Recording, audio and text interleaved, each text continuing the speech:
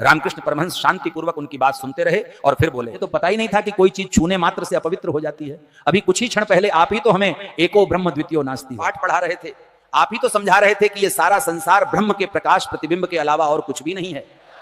और अभी आप अपने माली के धूनी स्पर्श कर देने मात्र से अपना सारा ज्ञान भूल गए। भला मुझे इस पर हंसी नहीं आएगी तो और क्या हैगा।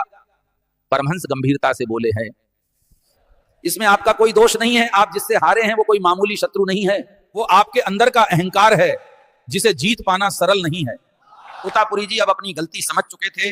उन्होंने सौगंध खाई कि अब वो अपने अहंकार का त्याग देंगे और कभी भी छुआछूत और ऊंच नीच का भेदभाव नहीं करेंगे।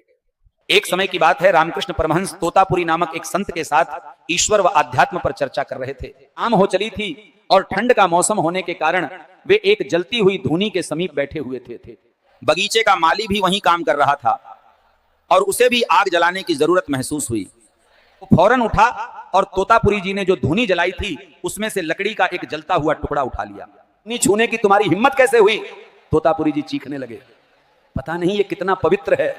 ऐसा कहते हुए वे माली की तरफ बढ़े और उसे 2-4 थप्पड़ जड़ दिया।